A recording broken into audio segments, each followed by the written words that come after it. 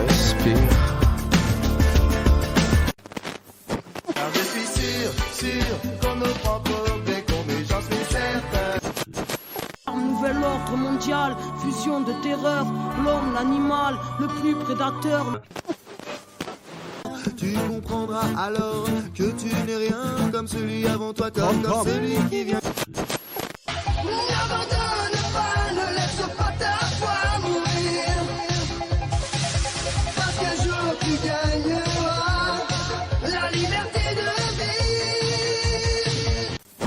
Bonjour et bienvenue sur le podcast des Artisans de Lumière, l'émission pour les personnes en quête de vérité et de liberté.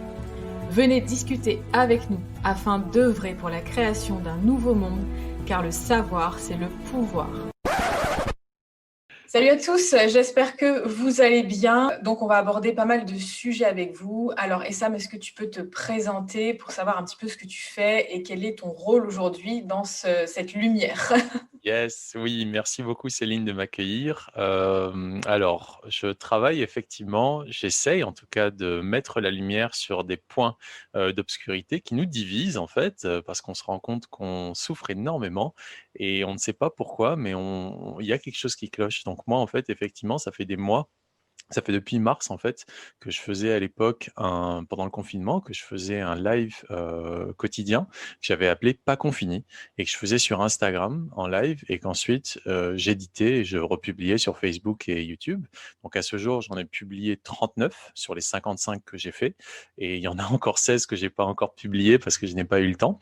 Mais grosso modo, ce que j'essayais de faire, c'était juste parce qu'à la base, je suis coach et praticien de la trame. Et donc, j'ai essayé juste, vu que je ne pouvais plus vraiment faire mon métier en direct, comme on le faisait jusque-là, et ben, j'ai essayé de remplir mon rôle au niveau social, au niveau sociétal, à partir de ce que je savais, notamment sur l'alimentation, sur le repos, sur le bien-être, etc.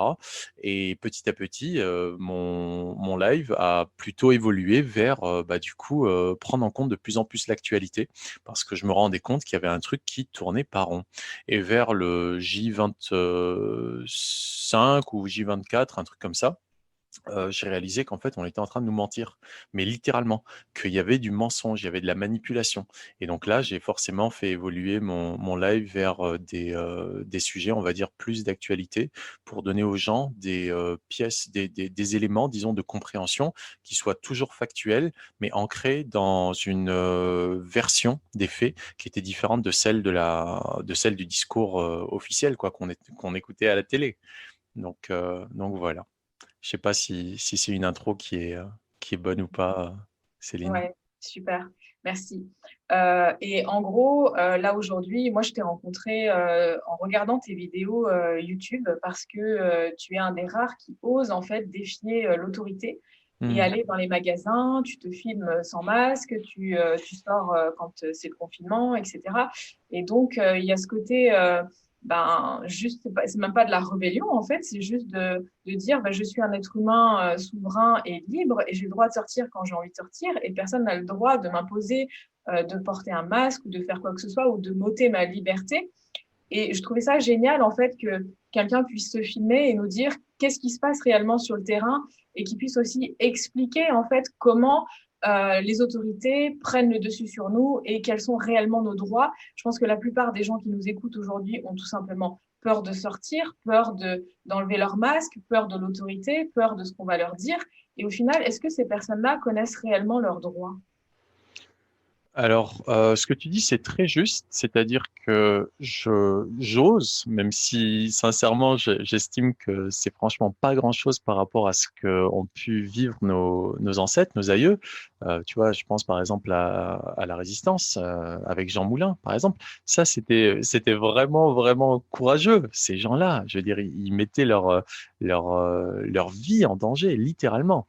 Là, disons que la résistance de notre époque, c'est plutôt une résistance on va dire, de conscience. Voilà. C'est juste accepter qu'on est des êtres dotés de raison, qu'on a une conscience qui est absolument remarquable, que personne n'a le droit de nous infantiliser, de nous faire croire qu'on n'a pas le droit, justement, qu'on a une légitimité au niveau de notre existence en tant qu'être humain, qui est tout aussi grande que celle de ceux qui cherchent à nous opprimer. Mais comme ils décrètent, et c'est le cas de le dire, des règlements absolument ubuesques et qu'ils les imposent à l'autre partie de l'humanité, c'est-à-dire qu'il y a une minorité qui décrète des choses et qui l'impose au reste de l'humanité, selon une légitimité qu'ils n'ont pas, mais qu'ils se sont arrogés, et que nous, on n'a qu'à subir. Alors moi, effectivement, je ne me soulève pas contre l'autorité, je n'ai rien contre l'autorité tant qu'elle est naturelle, c'est-à-dire que c'est une autorité légitime. Un parent a une autorité naturelle sur un enfant. En revanche, je m'insurge contre l'autoritarisme, à savoir l'abus d'autorité, car il n'est absolument pas normal qu'on ait affaire à des gens qui nous oppriment en nous imposant des choses qui sont absolument pas ni naturelles ni même bénéfiques, hein. À la limite, tu te dis bon, bah, c'est pas naturel, mais ça fait du bien. C'est pour ton bien-être, c'est pour ton bien.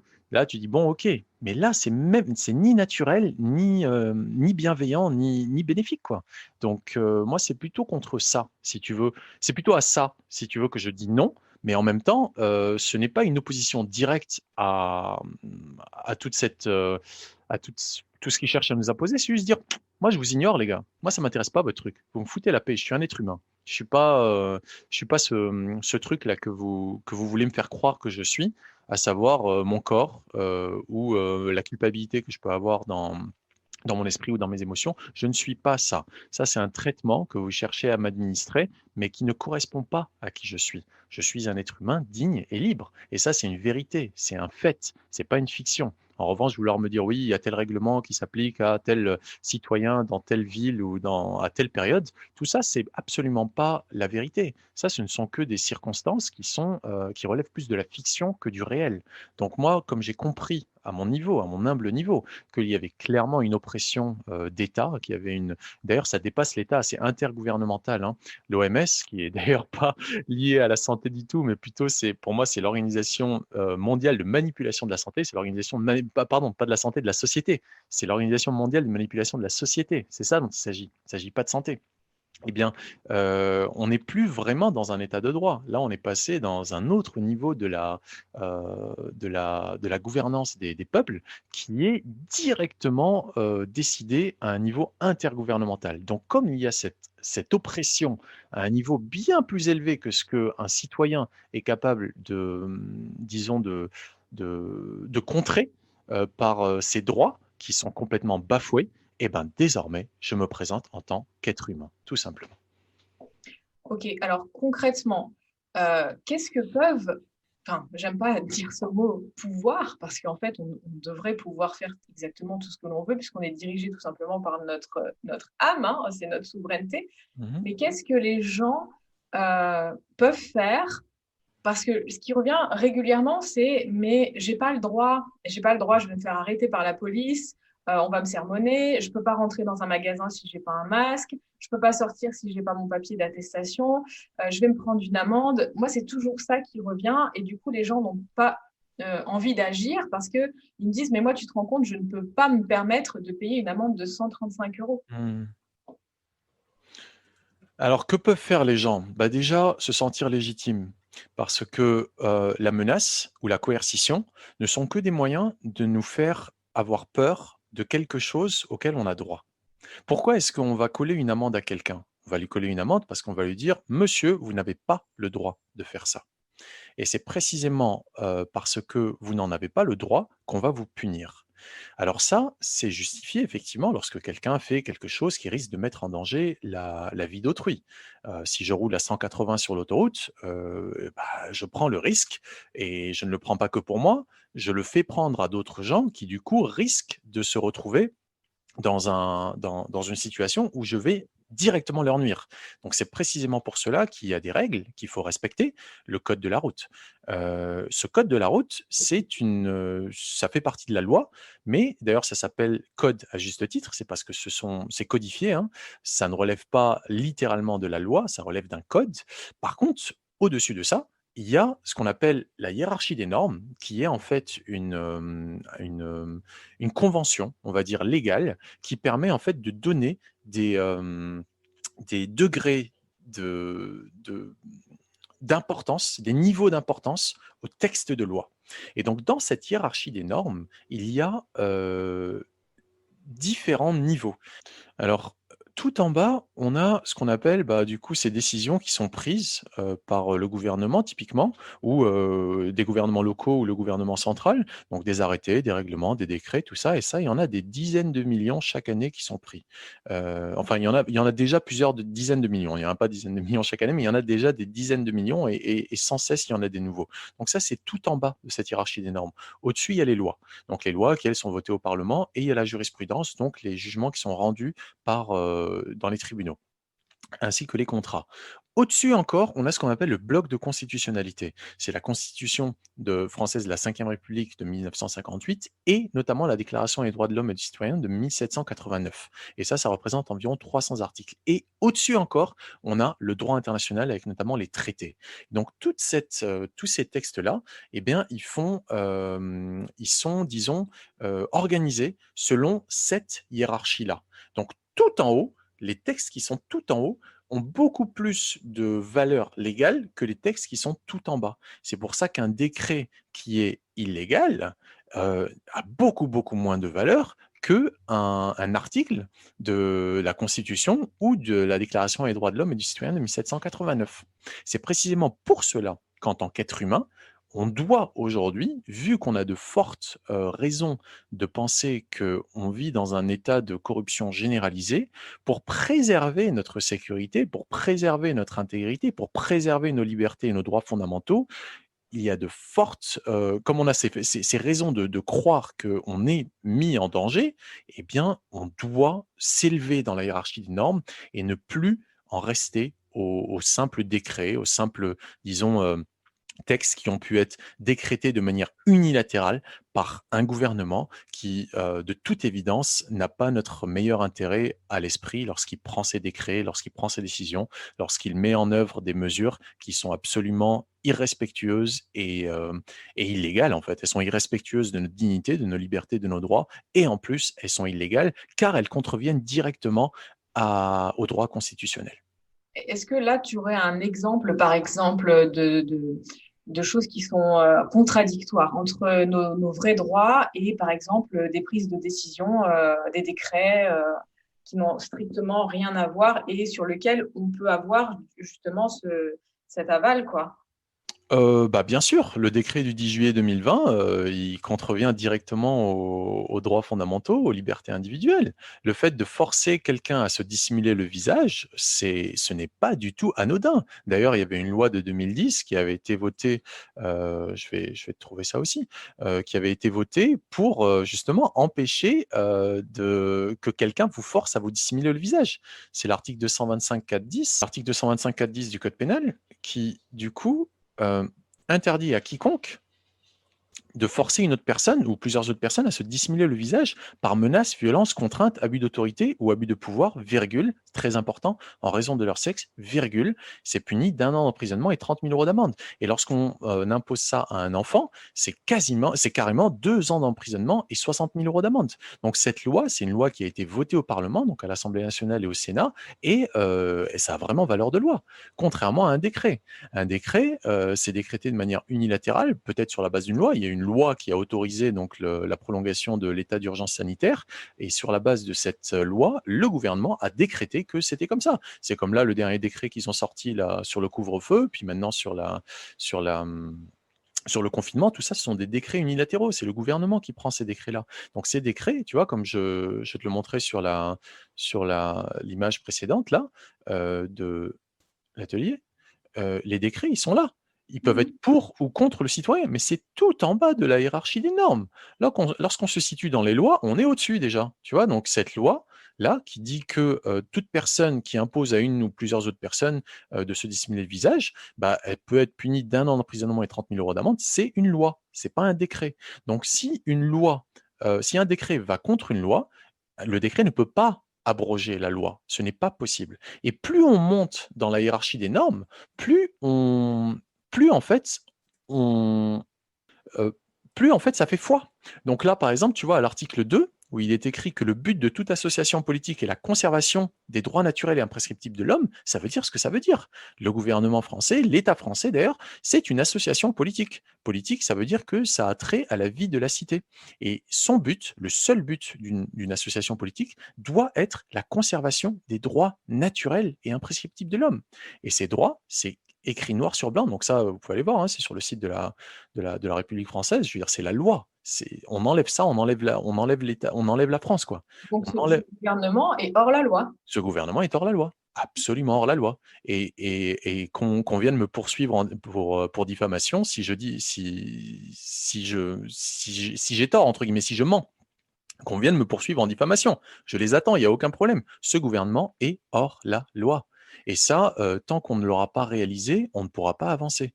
Il faut comprendre que les mesures qui sont prises par ce gouvernement ne correspondent ni à la loi morale, ni à la loi légale, ni à la loi légitime, à savoir le droit naturel et sacré, sachant que c'est vraiment le but de ce gouvernement, c'est de conserver les droits naturels et imprescriptibles de l'homme. C'est écrit noir sur blanc. C'est pas moi qui le dis, c'est pas quelqu'un qui le dit parce que c'est un artiste et il dit ouais, moi le gouvernement, je veux qu'il me conserve mes droits naturels et imprescriptibles. C'est écrit noir sur blanc dans le préambule à la Constitution française de la Ve République, à savoir la Déclaration des droits de l'homme et du citoyen.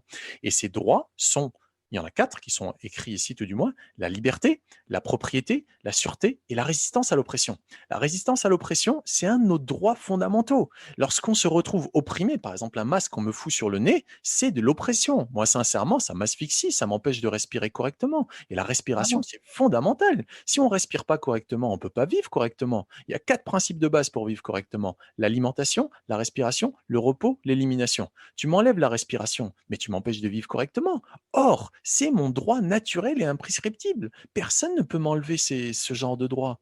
Parce que quand on est un être humain, on ne peut pas carburer à autre chose en termes d'énergie que l'oxygène. Regarde, si j'expire là et je ne réinspire pas, je suis mort. Fin de l'histoire. Fin de l'histoire, c'est réglé. Donc, je n'existe plus en tant qu'être humain doté de conscience. Je ne suis plus conscient de mon existence. Donc, la nature même de l'homme, c'est de respirer. Or, le but de toute association politique, et ça, je veux dire, c'est tellement évident que c'est juste pas normal qu'on ait même à en débattre. Mais le but d'une association politique, de toute association politique, est la conservation des droits naturels et imprescriptibles de l'homme. Il n'y aura pas un jour où j'arrêterai de respirer. Si, le jour où je mourrai. Mais à ce moment-là, on parlera de cadavre. On ne parlera pas d'homme avec un grand H. Un homme, c'est un homme vivant. Donc, s'ils veulent nous tuer, qu'ils le disent et qu'on en reste là. Parce que du coup, je leur confère plus, moi, je leur confère plus plutôt le droit de me représenter. Mais s'ils veulent vraiment conserver nos droits naturels et imprescriptibles, qu'on nous laisse respirer, qu'on n'asphyxie pas nos enfants. Et ça, ce n'est que la partie visible de l'iceberg, le masque et tout ça. On a tendance à me dire, t'es un anti-masque. Je ne suis pas un anti-masque, je ne suis un anti-rien. Je suis un pro-droit, je suis un pro-vie, je suis un pro-respect. Et ça, c'est mon droit fondamental. Et c'est ça qu'on doit remettre au cœur du débat, c'est les droits. Qu'on arrête de nous bassiner avec les obligations et les devoirs et je ne sais quoi, en nous faisant culpabiliser, en nous faisant peur, qu'on remette au cœur du débat nos droits. Parce que dès qu'on se remettra à parler de droits, on verra bien que ce qu'ils nous imposent n'est absolument pas, ils n'en ont absolument pas le droit. Et d'ailleurs, nos droits sont précisément leurs devoirs. Et s'ils sont en position de pouvoir, c'est parce qu'on leur a conféré une responsabilité face à laquelle ils ne peuvent pas se défiler. Leur responsabilité, c'est de respecter nos droits. Et c'est précisément ça leur devoir, ce sont nos droits. Donc c'est ça qu'on doit remettre au cœur du débat pour moi. Alors, tu vois, par exemple, ils font passer ça sur le coup de l'urgence sanitaire. En gros, il y a une urgence sanitaire, bon, qui est un petit peu truquée, on l'a bien compris, mais du coup, ils te disent que bah, tout ça, ça s'applique plus parce que c'est particulier, en fait, la situation dans laquelle on est aujourd'hui. Et ben moi, tout ce que j'ai à répondre à ça, c'est que si ça s'applique plus, ça veut dire qu'il n'y a plus d'état de droit. Parce que si on ne respecte même plus la Constitution, à ce moment-là, pourquoi est-ce qu'on aurait un état de droit si on ne respecte plus la Constitution? Regarde, l'article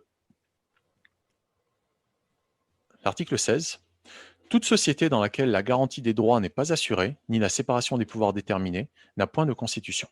Dans une société moderne, il y a 5 pouvoirs. Pouvoir médiatique, pouvoir financier, pouvoir exécutif, pouvoir législatif, pouvoir juridique. Ça veut dire, juridique, c'est ceux qui appliquent la loi. Exécutif, c'est ceux pardon, pouvoir juridique, c'est les juges, ceux qui vont juger, etc.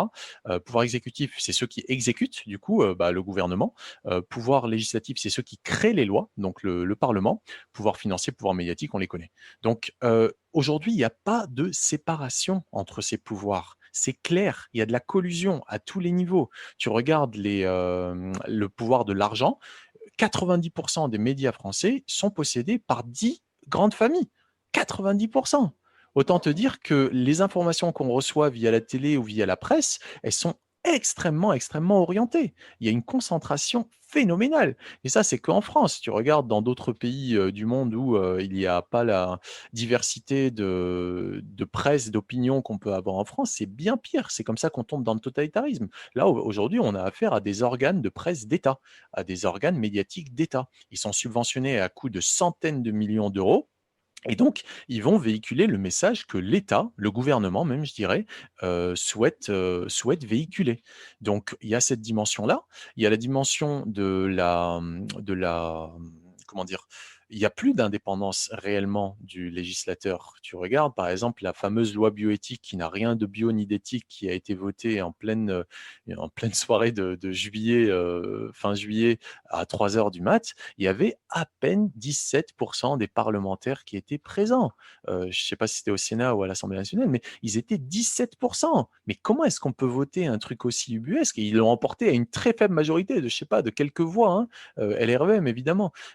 C'est absolument ubuesque. C'est-à-dire même pas un parlementaire sur 5 était présent pour passer une loi qui permet d'ôter la vie à un enfant jusqu'au jour de sa naissance. On peut le tuer, on peut faire un infanticide jusqu'au jour de sa naissance. Quelle est l'indépendance de l'organe du législatif aujourd'hui? Il n'y a plus d'indépendance. Quand tu te retrouves avec des trucs qui peuvent être manipulés comme ça en utilisant des processus des protocoles plutôt qui permettent de voter des trucs à 3 heures du mat alors que personne n'est là, on se dit mais quelle est l'indépendance réellement du législateur? Est-ce qu'ils ne sont pas complètement inféodés à un pouvoir exécutif qui se veut tout puissant avec un président qui est irresponsable, il faut le savoir, parce que le roi ne peut mal faire plutôt, c'est un principe hérité de la monarchie, donc avant 1789, qui du coup est resté jusqu'à aujourd'hui. Je crois que la Troisième République, ils l'avaient enlevé, puis ils l'ont restauré là, avec la 4e et la 5e. Et donc, ça veut dire tout simplement que le président est littéralement, mais littéralement irresponsable. Il n'a pas de responsabilité. Il peut faire n'importe quoi, et ben on peut pas le poursuivre pendant qu'il est à la tête du gouvernement. Donc, c'est absolument honteux ça. Et pourtant, c'est ce qu'on vit. Donc aujourd'hui que moi, du coup, mes yeux ont dû s'ouvrir sur ça, hein, ça m'intéressait absolument pas à la politique, en tout cas le partisanisme, ça m'intéressait pas du tout. Mais aujourd'hui, je suis obligé. Pourquoi? Parce que je n'ai plus de garantie de mes droits. Moi, je suis étranger à la base, je suis pas français. J'ai fait ma demande de naturalisation à plusieurs reprises, elle m'a été refusée. Mais pourquoi je vis en France? Parce que la France, c'est le pays des droits de l'homme. C'est là où je me sens respecté, c'est là où je me sens considéré. Sauf que comme aujourd'hui, il n'y a plus de garantie de mes droits, et ben forcément, j'ai été obligé de m'y intéresser. Donc non seulement il n'y a pas de séparation des pouvoirs, mais en plus, il n'y a pas de garantie des droits. Donc clairement, il n'y a pas de constitution. Donc si on en arrive au stade, et c'est pour ça que je t'ai montré cet article 16 là, de la DDHC, si on en arrive à un stade où, dans le discours autant du gouvernement que du discours des forces de police, on vous dit oui, mais vous savez, on est en état d'urgence, donc tout ça, ça s'applique plus. Ah bon? Donc mes droits sont plus garantis, donc il n'y a plus de constitution, donc je n'ai pas à respecter votre autorité. Parce qu'il y a une différence immense entre autorité et autoritarisme. Et cette différence, c'est l'abus.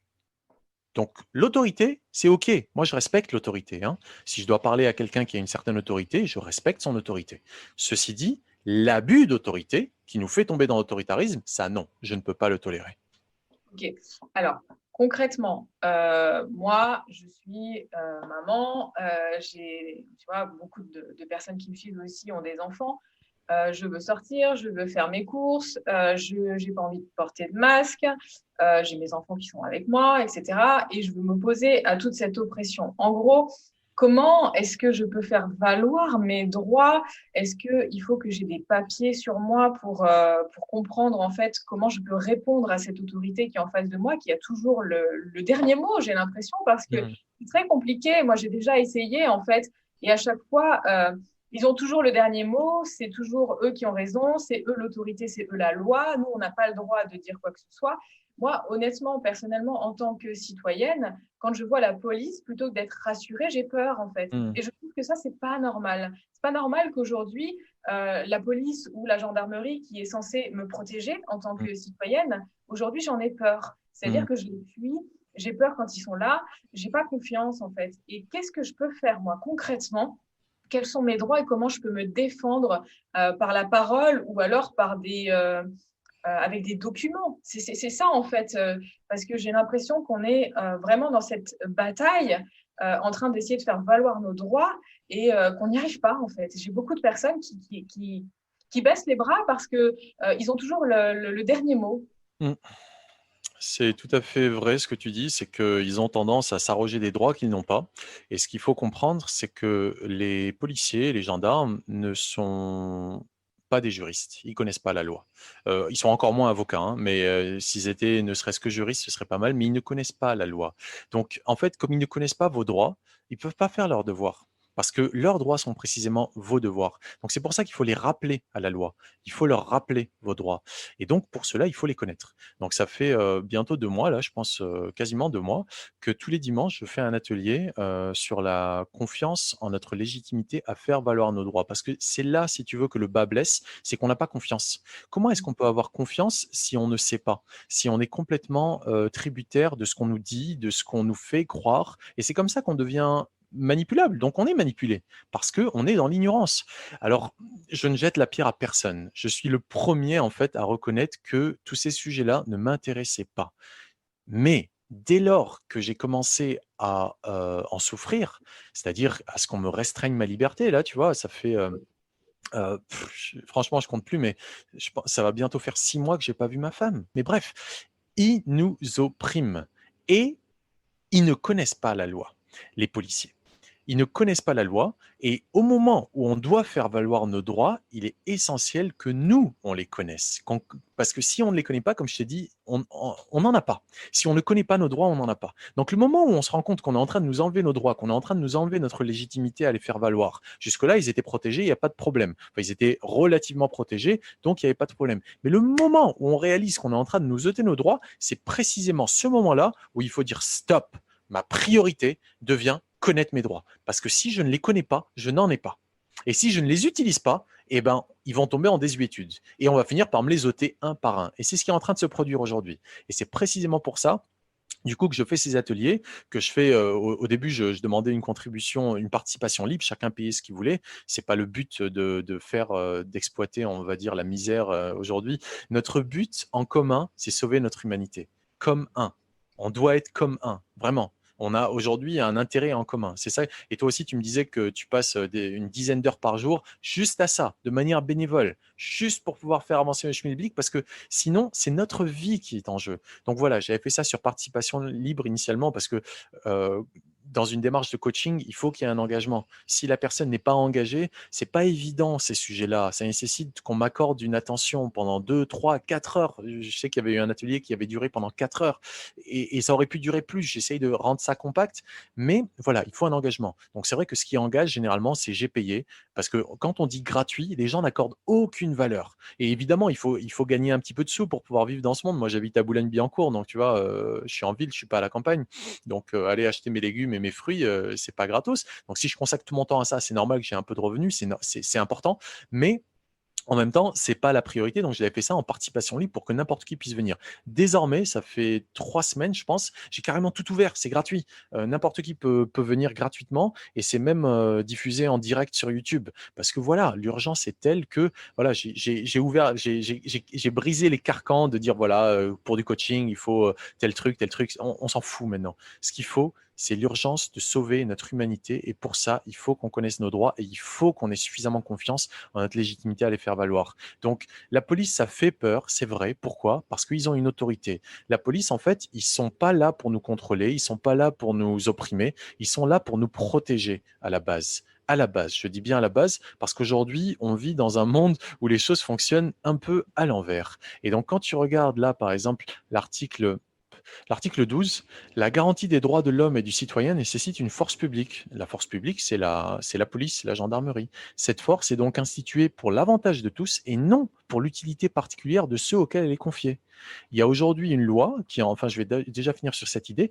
Grosso modo, c'est normal qu'il y ait de la police. Et d'ailleurs, c'est pour ça qu'ils ont le pouvoir de police. Un commerçant, par exemple, n'a pas le pouvoir de police. Il ne peut pas vous dire, monsieur, madame, remontez votre masque. Ou monsieur, madame, vous n'avez pas de masque. Pourquoi vous n'avez pas de masque? Mais vous êtes qui, monsieur le commerçant? C'est quoi votre rôle dans cette société?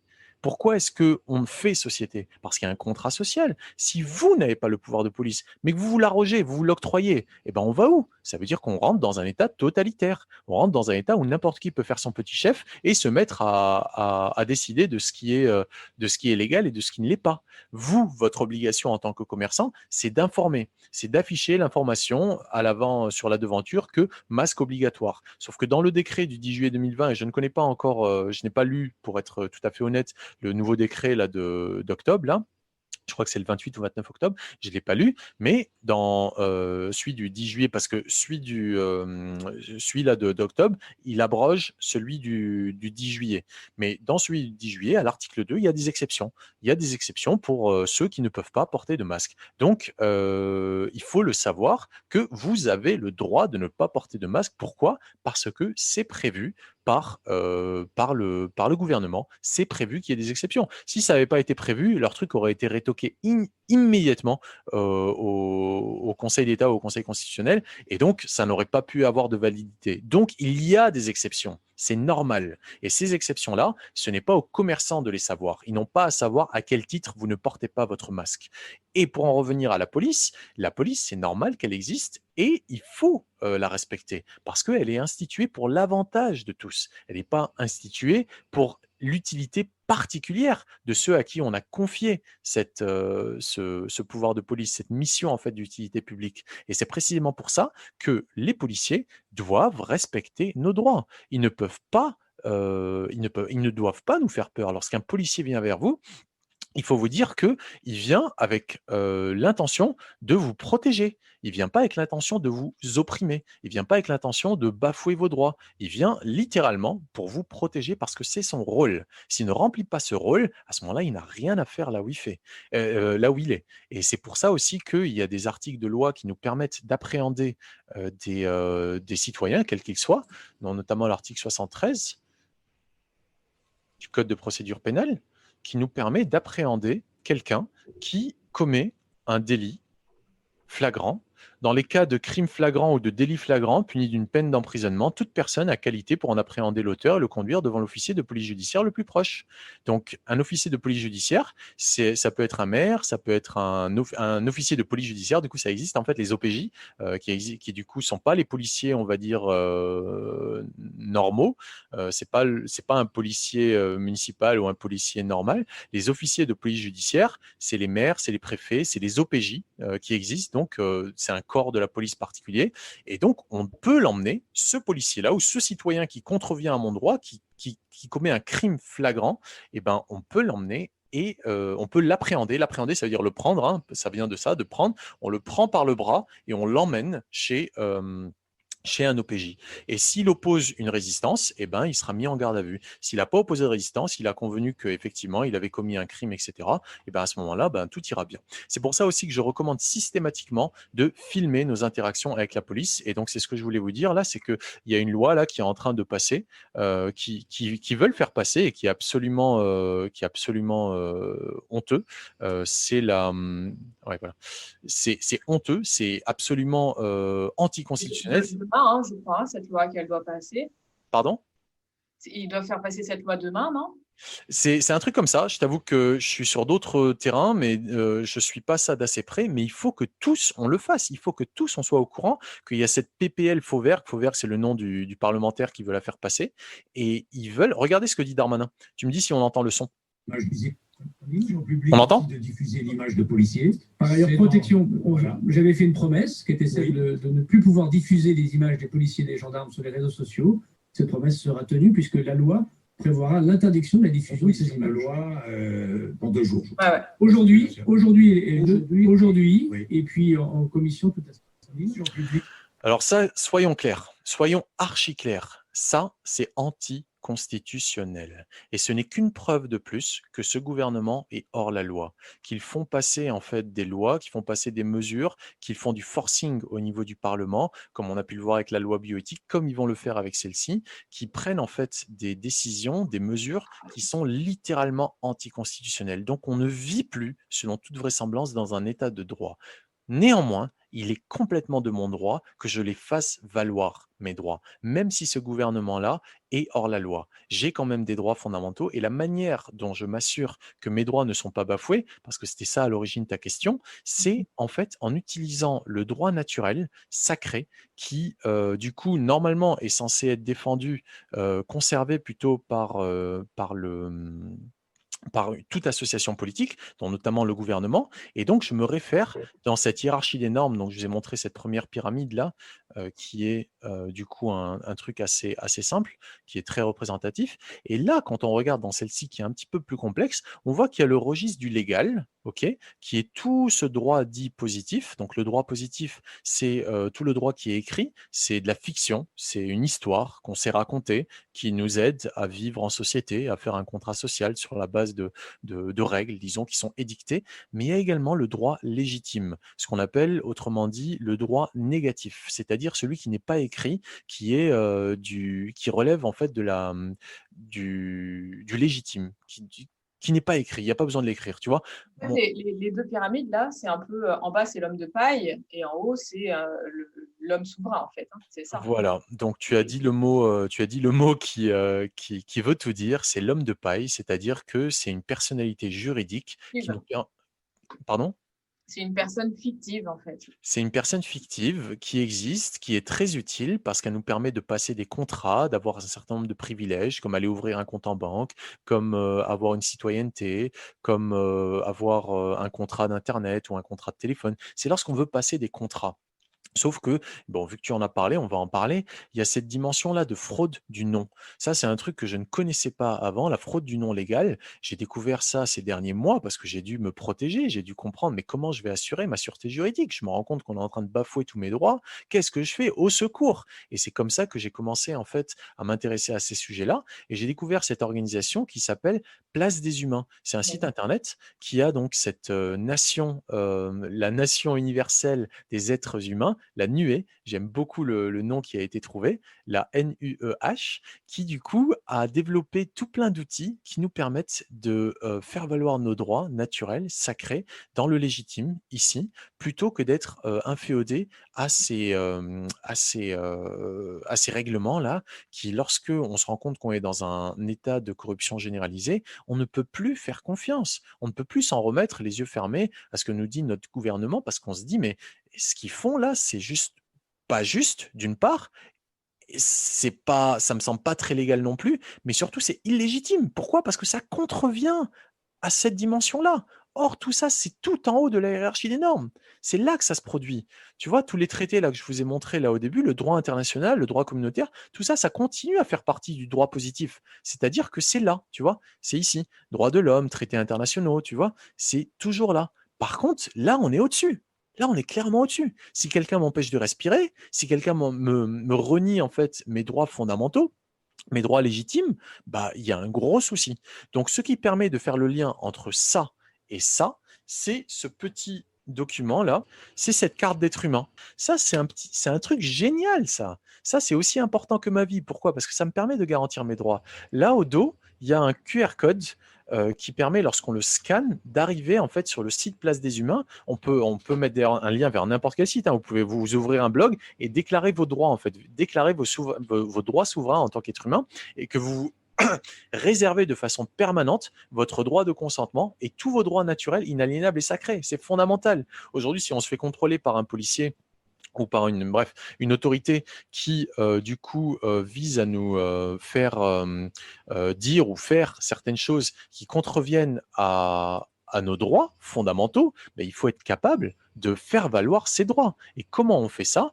On le fait en se présentant en tant qu'être humain. Parce que sinon, on passe directement des contrats tacites avec des autorités avec qui on ne voulait pas passer des contrats. Mais si on se présente avec notre carte d'identité, c'est ce qui se passe. Parce que la carte d'identité, c'est en fait un document qui relève du légal, comme je vous l'ai montré là dans la pyramide des normes.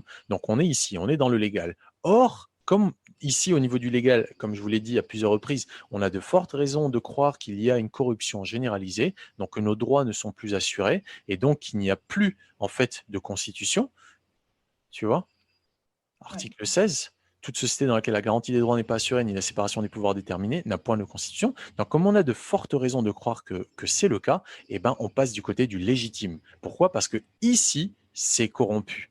Alors que là, c'est légitime. Je suis ma propre autorité. Tu vois, ça représente l'être humain. C'est moi l'autorité. C'est pas la République française. La République française semble, selon toute vraisemblance, corrompue. En tout cas, avec les gouvernants qui a à sa tête actuellement, il y a une corruption. Donc, je ne peux plus leur faire confiance. Je suis obligé de passer du côté du légitime. Là où la carte d'être humain présente la vérité, à savoir qui je suis. Ça représente le réel et ça m'appartient. Là où, en fait, la carte nationale d'identité appartient à la République française. Ça représente une fiction. Ça ne représente pas le réel. Et d'ailleurs, comment le voir? C'est que l'écriture est en capital. C'est comme ça qu'on représente une entreprise, en fait, une personne physique ou une personne morale. On écrit son nom en capital. En français, l'écriture correcte, c'est qu'il y a une majuscule à la première lettre du prénom et du nom, et le reste, c'est en minuscule. Donc, tous les documents, sans exception, sur lesquels votre nom est écrit en capital, ça s'adresse à votre personnalité juridique. Ça ne s'adresse pas à l'être humain. Donc, la personnalité juridique a peut-être contracté, a peut-être passé un contrat, mais l'être humain, s'il ne désire pas passer de contrat, c'est son droit. Il a parfaitement le droit de ne pas passer de contrat.